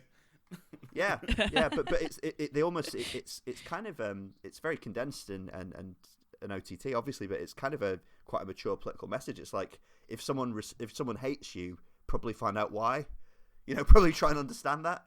Yeah. Which is something we're still kind of struggling with a little bit geopolitically, isn't it? I mean, it's got so much to say, and it's such a great response to what happened in the way, like Olivia was saying, that opening line of like, do you remember when things didn't suck? It's like, no, not really. Like, this is not actually any different from where we were, even though we've had this huge tragedy, but it doesn't necessarily mean that we're under any more threat than we were before necessarily. And, and making Osama bin Laden literally a cartoon character, not in a conspiracy kind of way that he doesn't exist or he's not a threat, but it's just to say that this guy is not a superhuman like devil. He's just a fucking idiot. Not to compare the two directly, but it's a little bit similar to the way they deal with Mel Gibson a couple of seasons later, isn't it? Yeah, exactly. He's just out of his mind. He's just crazy. It's like he's not he's not a demon. He's not like a superhuman thing. He's just like this, guy who's an arsehole, just like cause a lot of pain. And they also make a point of the boys having like even more lacking a moral compass or steer from the adult world than they normally do, because you actually see a little bit of the paralysis of the adult characters. Like, is it Sharon, Stan's mum, has that sort of classic 9/11 news addiction, doesn't she? Like, that was a bit of a real thing. Yeah, she's been watching 8 weeks of CNN, just lying down on a sofa, just not moving and not saying anything coherent, just absorbing like bad news. Which is, I've picked up on that as well. It's really that's a really great critical thing, just to say like, don't be one of those people. Like, don't do that, like, because Randy's just like, Sharon, do you want to watch something else? It's like, no, I'm fine. It's like, you've been there for about 8 weeks now. It was just so brilliantly played. Like, and that's again, to go back to my thesis, like that's all you need. You don't need any more than that. Like that's plainly said. In seasons, post season 10, they would do a whole episode just about that. about that moment, and it's like, it doesn't need that, that's enough. And when you look back on it like we are and analyze it, it shows what a powerful message that was. I like the summarizing of why Osama bin Laden did something like this, as explained by Cartman when he's in full kind of Bugs Bunny mode, and he just pulls down his pants, and then they zoom in on like Osama bin Laden's tiny penis, and he's like, oh, so that's what this is all about. And that's it. Yeah. That's the summary. Probably not that far from the that's truth, why he did it, in a lot of ways, like, which that deserves more attention. But yeah. Well, I think we're all agreed that's a pretty strong, almost like restart to the season. I'm moving on to episode 10. It's How to Eat with Your Butt. I love this episode so much. That's a follow-up to that one as well. It's just great. Yeah. Gone from farting your pants to eating with your butt, so can't only go down from there. This episode was the one that made me laugh the most. It was just so funny. Just Cartman just cannot handle how funny it is to see two people with butts where their faces should be.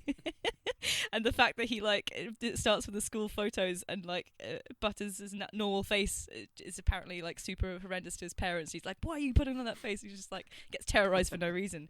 And Kenny's ass face is just so good, and they put it on a milk carton, which is a really outdated thing to think about as well, a missing child on a milk carton. And Cartman's just describing the picture of Kenny on this milk carton. He's got long hair and a brown eye and rosy cheeks, and he just can't hold himself together. And when he finally sees the mum and dad of this just appear with the couple with the butt faces, what are they called? I can't remember what their names are. Stephen and Martha Thompson from Wisconsin. From Wisconsin. Wisconsin. Yeah, I can't do it. And he just busts this funny fuse, and he just nothing in the world will be funny again, because he's just seen everything that he's wanted to see. I've had moments like that in my life where you laugh so hard you can't laugh. It's there's no air left in your lungs, and you feel like you just can't. I've had that about maybe 2 or 3 times at the most in my entire life, and it's just, and that reminded me of that. It's just it's so funny, you can't describe it, you can't talk about it. It's just to you, it's the funniest thing you've ever seen. It's so good. And he goes to Mr. Mackey for counselling, and he's just I just can't. And then he goes to Jimmy and tries to make him laugh as well, but just nothing works until he sees Ben Affleck as the missing son of these two people. And then suddenly he laughs about that, and then afterwards he just laughs at Kenny getting run over by a motorbike, just randomly happening after that. And that's how he dies. That's a classic early South Park thing as well, isn't it? Ben Affleck turning up with just the actual photorealistic head of Ben Affleck just stapled onto a generic South Park character. I kind of missed that. They did that a lot more in the early seasons. Yeah, that was great. Yeah, I missed that as well, yeah.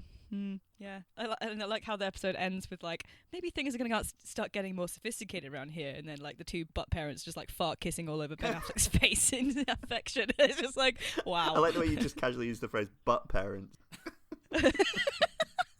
Well, what am I going to say? Watch the episode, you'll know what I mean. So moving on to episode 11, that's The Entity. Thoughts on that, Olivia? Not as strong. I didn't have that much to say about this. One thing I picked up is when Mr. Garrison is making his, was kind of showcasing his new mode of transport to different celebrities, that Donald Trump is one of the celebrities that is among the crowds of people there, which is really interesting because obviously Mr. Garrison takes up the persona of Donald Trump in the later seasons. So I thought that was some interesting, not that they would know, but interesting kind of foreshadowing of that. Yeah. Yeah, it didn't have as much substance for me, really. There's a whole kind of, the whole thing about Kyle 2 and Kyle 1, and then Kyle has his cousin that's a super Jewish stereotype, and it wasn't it was kind of funny, but there wasn't a whole moral message behind it, and Kyle was battling with not wanting to be the stereotype. But yeah, it was okay. I think I mentioned to Olivia when we were doing the rewatch, this is the one that I remembered. I didn't remember the two, Mr. Garrison's transportation plot and the Kyle's cousin plot being bound together in one episode, but I did remember the Kyle's cousin plot, and I was sort of dreading rewatching this one because there's been so much focus on anti-Semitism in the last few years, and what that consists of and what that might how that might be wielded. I was just obviously they've always skirted quite close to that kind of particular edge, and they've got a certain legitimacy to it because of Matt Stone's own Jewishness. Obviously Kyle is Kyle is a kind of a facsimile of Matt Stone for this, and Matt Stone's talked about it in the commentaries about that. And in this episode, apparently, was meant to be his own kind of I suppose like Jewish self-loathing. It's people who acted in stereotypically Jewish ways where he was like, don't do that. That's exactly what they expect from us. Which I think makes it slightly better. I think my main weakness with this episode is you could call the Mr. Garrison plot homophobic. It's certainly got way ridiculous sort of homophobic imagery in it. You could call the Kyle's cousin plot anti-Semitic. I'm not sure if either of those are true. I just think both of them are quite weak threads in general. They're not really. This was my lowest rated episode of the season. I gave this a 2 out of 5, and I think this is. I think that the fact this is a low point is a pretty good sign because it certainly has funny moments. But it's that neither. I think I put in my notes something like Kyle's cousin is actually an anti-Semitic stereotype. That's kind of a neat idea. Where'd you go with that? And I don't think they really do. If I could just go off on a tangent when you were talking about the sort of anti-Semitic sort of connotations of the episode, there was a great. I saw this interview with Matt and Trey, and they were talking about when South Park first got started up, sort of, in the middle of season 1, and they started getting some objection letters from the religious rights and stuff, and they got this memo from this extremist Christian group who said, and they compared Jesus Christ's teachings to Cartman's teachings, and they literally put them side by side, and they were just reading all of them and just laughing, And so this group had put together well, Jesus Christ said, "Love thy neighbor as thyself," and Cartman says, "Fuck you, Kyle. Fuck you, you fucking Jew." Which teaching is more appropriate? It's just amazing. Yeah, I love that. Just comparing the two, like Cartman is some kind of amazing. Sorry. So we're really in the home stretch now. We've got 14 episodes in the season, and this is episode 12 now. Here comes the neighborhood.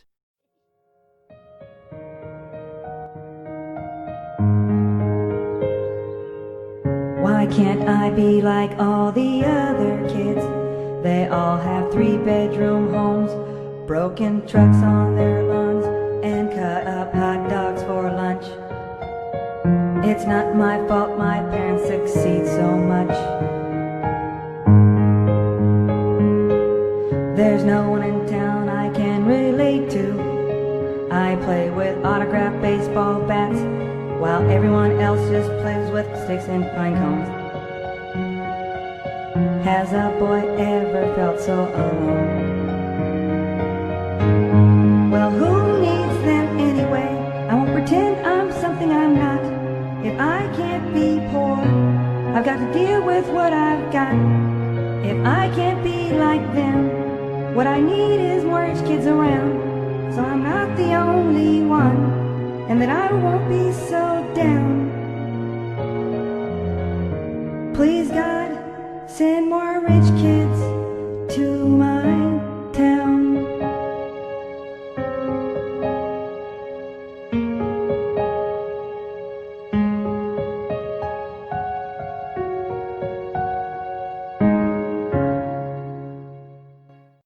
Olivia, thoughts on this one? I think this is a really strong episode, actually. I think that just kind of token wanting richer friends is quite funny, and then he gets what he wants, but it's not what he wants at all, and he just ends up getting all of these just super over the top posh children, like Snoop Dogg's children, Oprah's children, Will Smith's children. They all move to the neighborhood because they see that the property is the new Aspen, and they all want a piece of it. I love how all of the kids have these outrageous British accents, and they're all playing polo, and it's just just the furthest thing away from South Park at all. All the other kids are just kicking each other in the nuts for fun, and doing things which would be considered really outlandish by these other kids. Token suddenly realizes that he doesn't want to watch DVDs and have fancy clothes. He wants to eat macaroni and cheese and shop at J-Mart and just these normal things. So, Cartman makes a joke about how he brings this DVD of a film that they want to watch, and he's like, let me just take it up to the Enterprise and see if Captain Kirk can decrypt it, and they're all just like, mahaha. So, it's a really interesting one. I like the whole kind of there's obviously that racist like KKK angle to it. It's like, oh, what do people like dislike the most? It's like, oh, ghosts will spook them out of our town, but then they all just dress up like KKK members and just and the burning cross at T, time to leave. The burning cross, yeah, T for time for leave, yeah.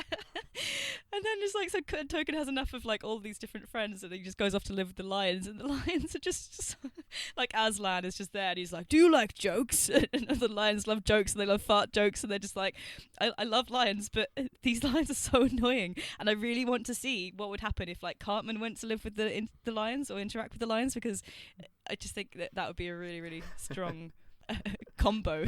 I love if you were running South Park, Olivia, the obscure characters you'd bring back for a new season episode would be the lions from Here Comes the Neighborhood. Definitely. Everybody remembers. More Aslan time.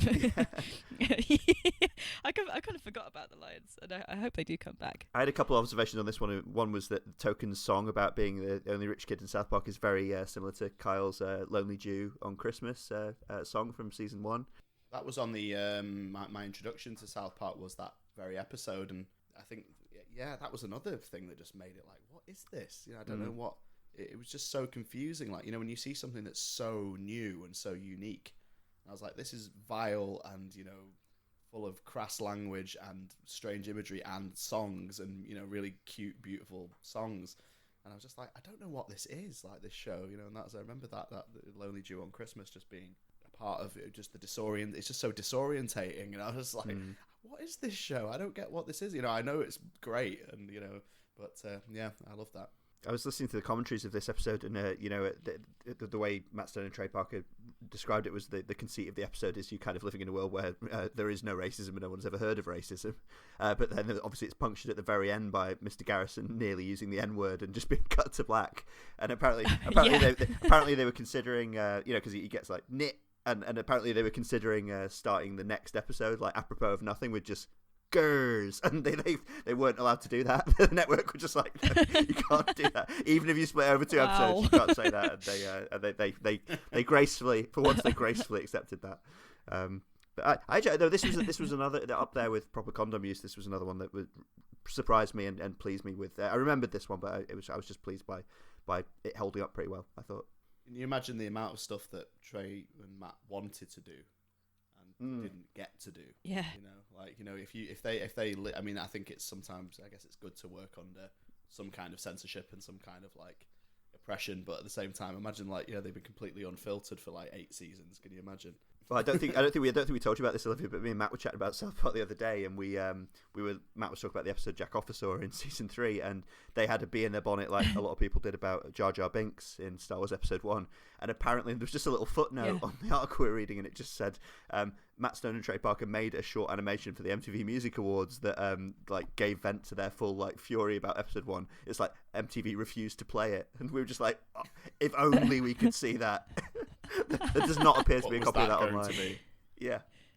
Oh my I really God. want to know. So this is now the penultimate episode of the series. This is episode 13. Kenny dies, and I'll let you guys talk about it first. But just to state up front, this is my favorite episode of South Park ever, and I actually think it's one of my favorite episodes of television actually, and I think. Every single rewatch. I mean, I rewatched it for this podcast, but I've watched it many times, probably more than any South Park episode, particularly in recent years. I think it's one that I probably watch it. I end up watching it like once a year at least, and it's partly because of showing it to people who haven't seen it before. And to me, it's the ideal. To me, it's slightly better than Scott Tenorman Must Die, and it's quite an achievement in my eyes. What did you guys think of it, Olivia? Yeah, I love this episode. I cry every time. It's really moving, and it's just like it's like nothing else really that in a similar vein. Nothing gets that serious, I think the fact that Cartman has this big kind of turnaround and just kind of breaks down about the reality of like losing his best friend, and he realizes that Kenny is his best friend because Kyle and Stan have each other. and that he does everything that he can, supposedly, to try and help with stem cell research to get his friend to live longer. And I love the quote that he says about how, there's a little boy kind of fighting for his life, and I'm going to give him some bigger boxing gloves. I thought that was a really lovely line. And then he goes off to Congress, and he tells them about how he loves Kenny McCormick and he wants them to love him too. And then they all start singing Heat at the Moment, and that's amazing. It's just so good. And everyone just starts standing up and just like clapping and singing along, and it's just really iconic, but really sweet and endearing. And then at the end of it, Cartman ruins it all because he just kind of is still as selfish as possible because you realise that he's used all of those stem cells to create an identical pizza restaurant next to the one that's already been built there. It brings it right which is back his own down Shakey's. to earth, doesn't it, at the end? Yeah, but everyone's kind of like, everything goes back to normal in a way because Stan realises that Kenny wasn't his best friend because he was Cartman's best friend, so he was like, oh, sweet, cool, never mind. So he doesn't have to be as invested now because it doesn't really matter. And just like that tiny like segment at the end just boots everything back into reality about how everything normally is. One of the best things about the episode is it's full of genius scenes individually, full of kind of amazing surrealism and strange little avenues and great writing, and the thing you were referring to, Olivia, it is, on one level, it is a genuinely moving episode, but obviously one of the best jokes in it is that every single moving scene is you're laughing at how moving it is and how ridiculous it is to be watching a moving scene in South Park, and it creates this almost like Hendrix kind of esque feedback of comedy. It's kind of it keeps amplifying itself because it keeps bouncing back between these two poles of, this is ridiculous that I'm taking this seriously, the fact that I'm taking this seriously is ridiculous, and it just keeps bouncing around and creating this like crazy satirical energy, and that's a really good point, and it's kind of like the ultimate suspension of disbelief, because you've seen this series for nearly five whole seasons, and you know how it works, and you know what the characters are about and how they mock each other and how it's usually very, very flippant, and then all of a sudden you're, like you said, Olivia, you're actually getting upset.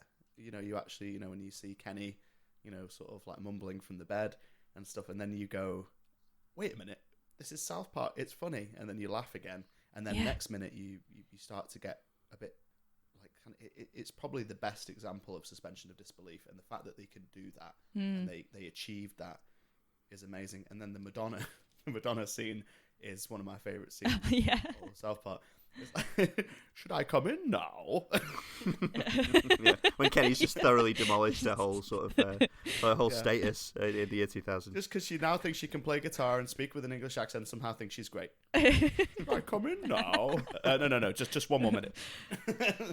I think the best individual scenes, I mean, it's all great, right from the stem cell clinic stuff at the start, I mean, it's all amazing, and it's all playing with the form, like even right down to there being a laugh track, the traditional sitcom laugh track over the opening scene, until you realise it's just the Benny Hill show left on in the background in an abortion clinic, which in itself is a silly idea. But I think the fact that isn't the chef's talk with Stan telling him why God necessitates human suffering is then which is an incredible moment.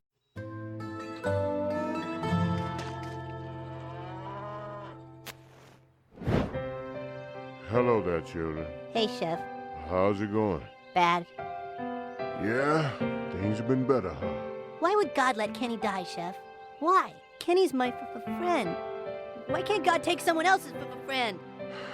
Stan, sometimes God takes those closest to us because it makes him feel better about himself.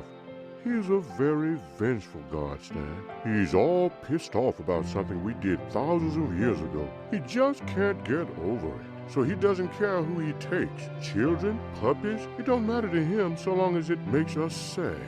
Do you understand? Then why does God give us anything to start with? Well, look at it this way. If you want to make a baby cry, first you give it a lollipop, then you take it away. If you never give it a lollipop to begin with, then you would have nothing to cry about.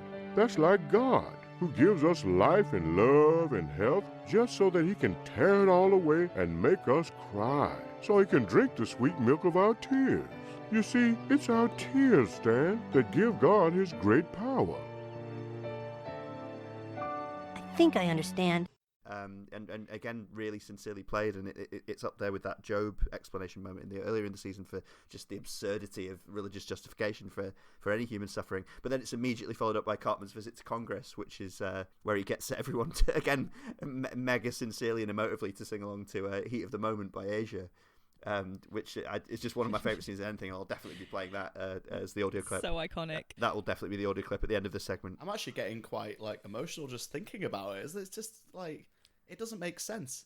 It doesn't make any sense. That I'm getting emotional about thinking about that scene. That doesn't work. Like you said about the feedback, that should cancel out any kind of emotive feelings you have about it. It doesn't somehow.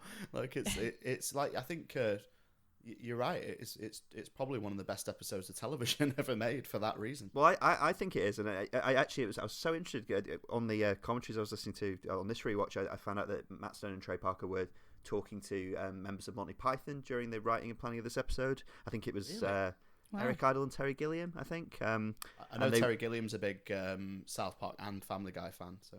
Yeah, and obviously they've paid tribute to him, and you can see his animation influence directly in them. But the big Python fans as well, and apparently they talked to the Python guys and were like, "We're thinking about doing this episode, and we're thinking about playing it completely straight." And the Python guys came back and said, "Wow, that's bold, guys. We considered doing that for a Monty Python episode for maybe the first 6 minutes, and we just bottled it. We just thought they wouldn't deal with it. We weren't brave enough to go through with it. You try." And in the end, Parker and Stone, end up kind of half and half doing it, but the moments recur through the episode, and everything from the the treatment of it and the topics involved to the music. We were talking how artful the music is, Matt. It's kind of a parody of dramatic music.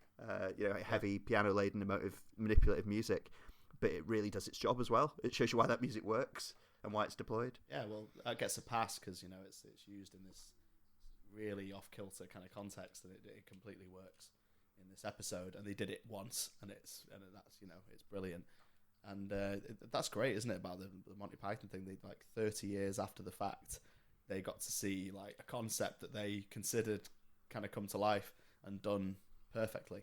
Do you have any concluding thoughts on this episode, Olivia, before we move on to the final? No, I'd definitely give that a 5 as well. Yeah, I just think it gets better and better for me, and it's the strong in a season full of great to good episodes. It's the best for me. Me too. Just before there we go. We are as one. I just thought just before we move on to the final episode of the season, I just thought I'd read for the record the ways in which Kenny dies this season, culminating in this episode. Obviously, he's not in the last episode, and they are pukes his guts out due to plague, carried off by eagle, found drowned in pool by Stan, dies laughing at Cartman's piggy clip. Cleavered to death by environmentalists, impaled in face by pipe on roller coaster, boomerang to face thrown by girls, falling into molten metal vat, killed in an explosion with his Afghan counterpart, run over by motorbike, shot in the head by airport security for having a toenail clipper, and in the episode just before this one, his cause of death is unknown. We just see him dead, and he's just died. So I like the episode just before they did. He dies of a degenerative nerve illness. Well, he just stops breathing. I think that's what Carl says. He just stops breathing. He just stops breathing. Yeah. He just said, "Where's Stan?" Oh. Yeah, that's horrible. I love it so much. Kyle, you'd keep that to yourself, wouldn't you? Yeah, dude. Don't tell Stan as soon as he comes in the room. I love the episode. Love it so much. So in the grand tradition, which probably started in at the beginning of the second season with Not Without My Anus, of South Park doing something momentous and then moving on to a very loosely connected episode, the season finale of this, which aired on the 12th of December 2001, so kind of an unofficial Christmas episode, and it is actually set at Christmas. There's a bit of Christmas music playing in the background of one scene, is Butter's very own episode. Yeah. Yes. What was your take on this, Olivia? This is the weirdest Christmas episode ever. It should be a Halloween episode because it's so dark and twisted and involves Butters walking home through this horrifically Halloween-y, dark and spooky road. I forgot how outrageously twisted this episode is. I actually only watched it just like earlier, and yeah, his parents just lose their shit. Like his dad starts going off and is like going to kind of gay spas and going to see like gay porn films at the cinema instead of getting his wife like an anniversary present. We've all been there. And Butters goes off and like Butters goes off and trying to find some do all these things, and his mum just loses the plot and then basically puts Butters in a car and just drives it into the river, and he just survives until he just kind of floats down the river until he hits a rock, and he's like, oh, now I can take my seatbelt off. And I love Butters because he's just unapologetically himself, like through and through, and just the whole series, like Butters has always been himself, and I think he's just so endearing and so cute, and just he can do no wrong, but he does all the wrong just by just being Butters, and he just gets in so much shit that's never his fault. Well, this is actually almost like a distillation of what we were talking about as the wider South Park theme, isn't it? Which is in Butters' world, the adults are literally in this episode insane. So this is the ultimate example of kids being adrift in this crazy adult world, and Butters is actually given his own sitcom, which is the basic premise of Butters' sitcom is that only he thinks he's in a cheery sitcom. Everyone else is living in a decaying, sort of psychologically collapsing world. Yeah, and all he wants to do is go to one of his favorite restaurants and just like eat some food that he's been really looking forward to, and he's like counting the days until he gets to go back with his parents for their anniversary, and he's just so cute, and just the world is falling apart around him, and his parents get involved with all these other different kind of, I think, like celebs who have all looking for their missing children but have probably killed their children. Like they have, like the Stotches have. You know goddamn well what happened, you lying murderer. Yeah. Liar. That's one of my favourite Trey Parker moments in the whole show. It's just him yelling over like a still of South Park version of O.J. Simpson. Yeah, and how all of them start like chanting like one of us, gooble gobble, and it's just like the freaks take off. Still bananas. Yeah, and then like at the end of it, where they do the press conference, and Stan's just like, "Wait, Butters was missing." They just have no idea. This whole thing is not about them at all. They're just like, "What the fuck? He's just been gone." The boys are sort of cameoing in his show. Yeah. Yeah, they never really like care that where Butters is, what he's doing. They just kind of like use him, and then he just kind of reappears, and he's like, "Hey fellas." That's like one of my favourite lines from an early season where like the chicken pox one where the mum says like, "You need to go and spend more time with your friends," and Carl says, "Kenny's not really my friend, Mum. I don't give a rat's ass about him." Because that just takes away like all the gravitas, from anything. Because it's like I don't care about that guy. And it's like Butters, like this doesn't affect the main plot of South Park at all. Like no matter how this turns out, it doesn't matter. And just obviously like Kenny doesn't feature in that because he's like actually dead and doesn't reappear until the end of season 6 finale. Got a bit of continuity and there. So it gives loads of time. Yeah, gives loads of time for like character development of people like Butters and Tweak going forward a bit. So yeah, it's just it's a super fucked up episode, but it's just so endearing through and through. Like, just love him. Yeah, and he gets his little theme tune. He's just that's he's me. So great. Yeah, everyone knows. I suppose that's me. It's funny because I'm such a huge fan of Kenny Dies, and you were just making a reference to his reintroduction at the end of season 6, Olivia. And you might think because I'm such a big fan of that episode that I'd be annoyed at that, but I actually think it's great. When he just walks up, the events of the episode have finished, and he just walks up, and they're like, "Oh, hey, Kenny." It just cuts to black. It's like for all that fuss, we're just all that groundbreaking sort of satirical comedy. It's just like, yeah, he's back. Of course he is. Yeah. Fantastic. That's Red Sleigh Down, that, isn't it? I think the kind of Christmas episode of the next season, actually. Yeah, that's right. Well, I think we've gone through that season in quite a bit of depth, and I think I nearly rated that episode as highly as Scott Tenorman and Kenny Dies. Actually, that got a 4.5 from me, and that was one of my top 3 episodes of the show of the season. And I think it's such a strong episode to go out on, isn't it? Because it's basically it is kind of regenerating the show. It's contemporary audiences would have thought, what on earth are they going to do next? What can they do next? And they kind of, over the course of the season, I think they sort of developed comedically, but they also broke a lot of their own structures, sort of cliches and rules, which is quite exhilarating to watch them all back like that. Yes.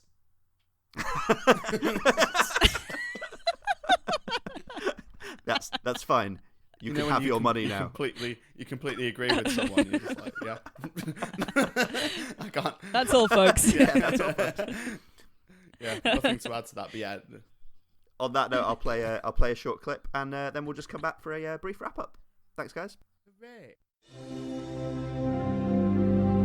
My name is Eric Hartman, and I live in Colorado.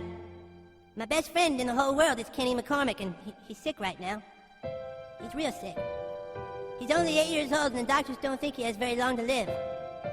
Look, I realize that using the tissue from aborted fetuses for research is a touchy subject, but all I know is that if there's a chance that stem cell research could save my best friend's life, well, I guess I owe it to him to try and change your minds. I love Kenny McCormick, and I want you to love him too. I'm sorry, I'm not the best speaker in the world. Maybe I can put it best in the words of a timeless song. It was the heat of the moment, telling me what your heart meant. The heat of the moment, shown in your eyes. I never meant to be so bad to you. One thing I said that I would never do. One look from you and I would fall from grace. And that would wipe the smile right from my face. Do you remember when we used to dance? And incidents arose from circumstance. One thing led to another, we were young. And we would scream together songs unsung. It was the heat of the moment, telling me what your heart meant. The heat of the moment, shown in your eyes. And welcome back to the EscapeGoat podcast. And thank you so much, Matt and Olivia, for joining me. That's been a great chat about what I think is a real golden age of South Park. And I really, really enjoyed hearing both of your opinions about it. Thanks for discussing it all with me. My pleasure. Pleasure. Yeah, it was really great to be able to sort of dissect it in detail and talk about its place in the larger series as well. And we must get back together again in the future and talk about some other comedy series, some other highlights of something else or another season of South Park. I'd like either. Once we've all seen Cannibal the Musical, we can get back together and talk about that. Yeah, sounds banging. Yeah, on a real level though, it's so great to get this stuff out in the open, because these episodes and these plots and these jokes go around my head 24/7. This is just what happens in my psyche. So to actually, get off the sofa and talk about it is just fantastic. So thank you very much for this opportunity to vent. Yeah, no, it's been fantastic. I've really appreciated having you both on. Matt, would you like to let people listening to the podcast know where they can find you? Yeah, so me and my friend Mike do a monthly podcast called Matt and Mike Pull Focus. And it's basically a movie rambling podcast where we just talk about our favourite movies. We introduced each other to movies that we may have not seen or movies that we particularly like. We also do specials. We've done an isolation special recently. You can find us on YouTube, Instagram, Twitter, and wherever you get your podcasts. And you can also find Matt, who's previously guested on the very first episode of this podcast, where we talked about Day of the Dead and World War Z. And I'll put a link to that in the show notes as well. You can find it on the EscapeGoat website. Olivia, where can people find you if they want to get hold of you? If you really want to find me, you can find me on my personal Instagram account, which is at Olivia X Broome, and that's Broome with an E. So yeah, come and say hi. Fantastic. Thanks very much. And I just want to say one more time, thanks both of you for being on. Say goodbye, Olivia. Bye. And say goodbye, Matt. Hi, Matt. Screw you guys.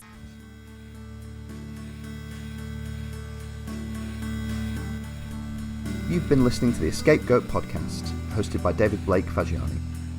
If you want to contact the podcast with any feedback or thoughts, you can leave comments on our Libsyn page or under our YouTube videos, or email us at escapegoatpod@gmail.com. You can also reach the show on Twitter on @egoat_pod and follow us for new episode notifications, or get me personally on @dbfagiani. This podcast is available on YouTube, Apple Podcasts and Spotify, as well as our Libsyn site, escapegoatpodcast.libsyn.com. Original intro, outro, and any other incidental music for this podcast is composed, produced, and made available by permission of Richard Gilbert.